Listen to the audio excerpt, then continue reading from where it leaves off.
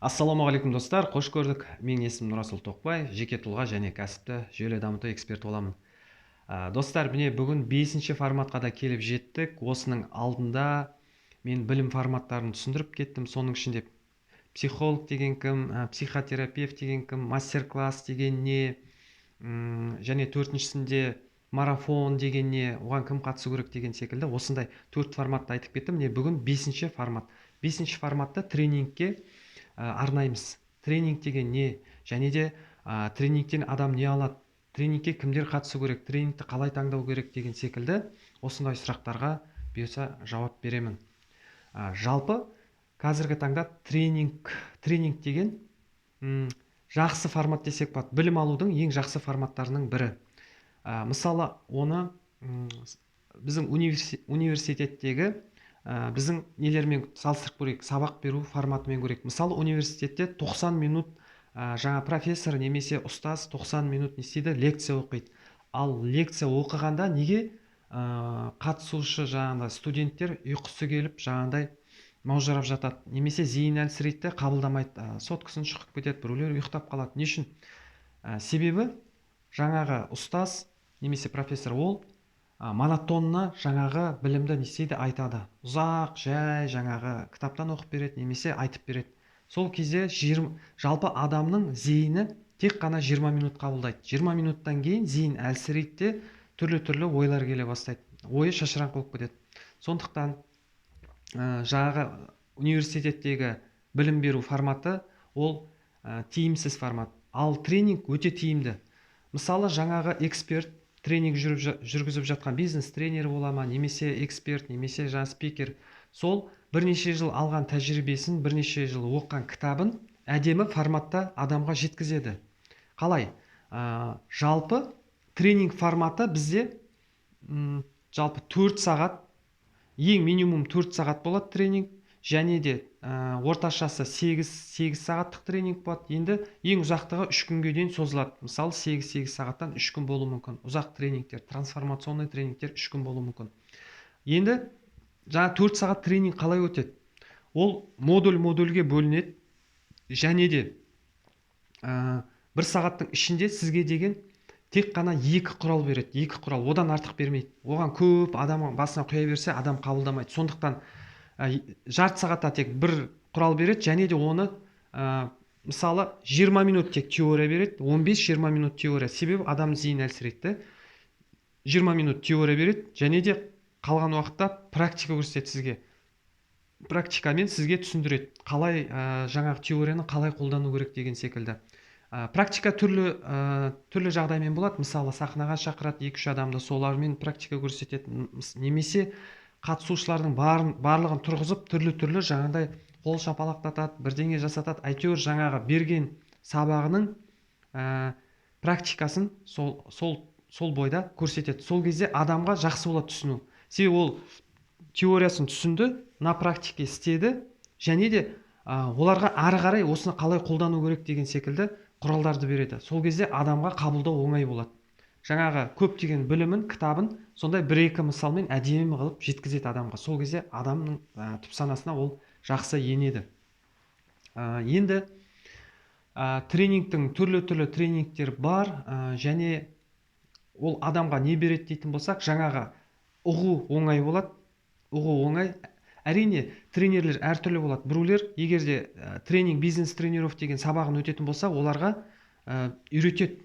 Қалай модульді жаңағындай теория, практика, үй тапсырмасы қалай берілу керек деген тәсілді үйретеді. Өкінішке орай мен қазіргі таңда қазақстандық көп тренерлерді байқаймын. Оларда осы жүйе жоқ.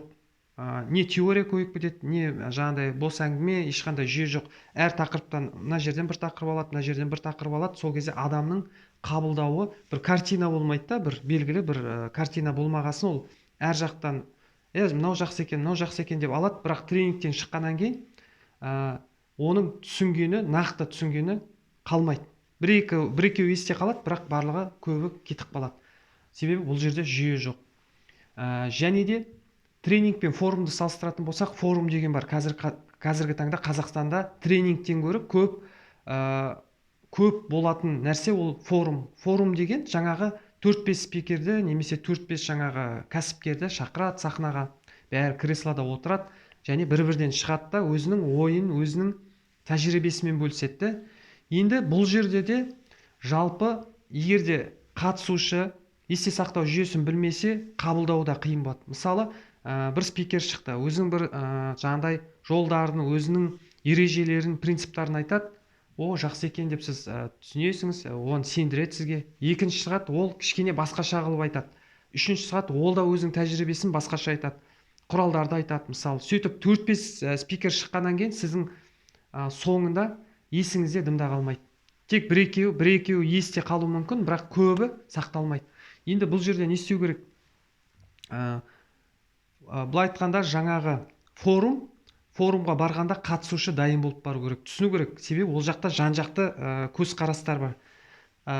Ол жерде есте сақтау жүйесі мынандай блокнот алып аласыз ручкамен, және де әр спикердің атын жазып, мысалы, бізде көбіне шығатын қазіргі таңда мен өзімнің сыйлайтын Марғұлан Сейсенбай деген ағамыз бар да. Мысалы, сол шыққанда Марғұлан деп жазасыз да, сосын астына ол айтып жатады ғой, ең жақсы идеяларын түртіп аласыңыз, түртіп отырасыңыз. Содан кейін барып тоқтағаннан кейін ол қойды ғой, сол бойдан сіз не істеуіңіз керек? Өзіңізге сұрақ қоясыңыз. Мен не түйдім? Сол бойдан 3 түйген ең қызықты өзіңіздің жаныңызға жаққан 3 түйініңізді жазасыңыз. Және де екінші сұрақ кетеді. Осы түйгенімді не істеуді жоспарлаймын? Уақытын белгілеп, соны жоспарлайсыңыз. Қашан осы тәсілді қолданатыныңызды. Үшінші, кіммен бөлісемін? 5 адамның атын жазасыңыз. Тренингтен шыққаннан кейін соны 5 адаммен бөлісу керек.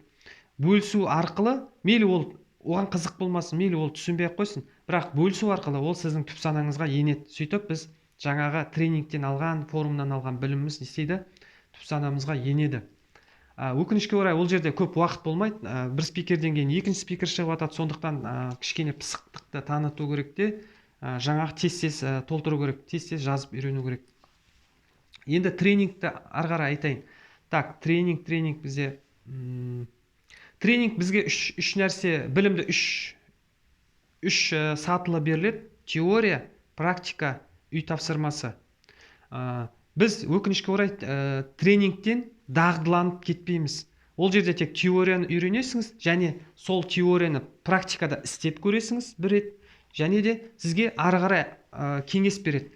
Күнде сол тәртіпті осылай жасайтын болсаңыз, сізде жақсы болады дейді. Енді ары қарай ол жауапкершілік өзіңізде. Істесеңіз нәтиже болады, дағдыға айналдырасыңыз. Істемей тастап кететін болсаңыз, онда бір тиын жаңағы сіздің тренингке салған ақшаңыздың құны бір тиын болады. Егер де оны ары қарай дағдылатып, күнде әдетке айналдырмасаңыз. Міне достар, тренинг жайында ақпарат бердім деп ойлаймын. Жалпы өзімді айта кететін болса, мен тренинг бизнес тренировты қазіргі таңда атақты, СНГ бойынша атақты бизнес тренер Исқақ Пентасевичтің тренинг бизнес тренировын өтті Москвада 2017 жылы. Сол арқылы қазір міне 2015 жылдан бері жалпы осы нарықтамын, тренинг жүргізіп жүрмін. Бірақ нақты осы сертификатты алып, жүйелі түрде жүргізіп жүргеніме осы 2 жылдың, 3 жылдың әрі берісі болды. Қазіргі таңда осындай онлайн курстар, онлайн марафондар жүргізіп жатырмын. Достар, және де егер де өзіңіздің жеке тұлғалық қабілетіңізді дамытқыңыз келсе, желтоқсанның 16-сында 7 күндік тегін марафон ұйымдастырғалы жатырмын. Тіркелсеңіз болады. Осы посттың описанияның астына жазып кетемін. Және де сұрақтарыңыз болса, астына жазсаңыз болады. Және де біздің YouTube каналға тіркеліп, пайдалы болып жатса, ақпарат достарыңызбен бөлісе отырыңыздар, достар.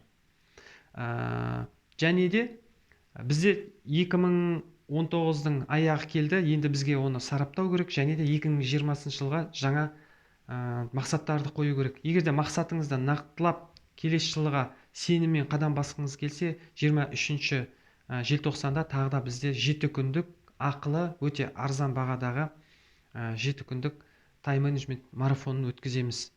Тайм-менеджмент марафонына тіркелеміз десеңіз, осы телефонға тіркелсеңіз болады.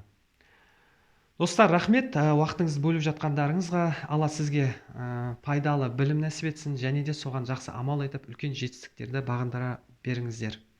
Келесі форматта көріскенше достар.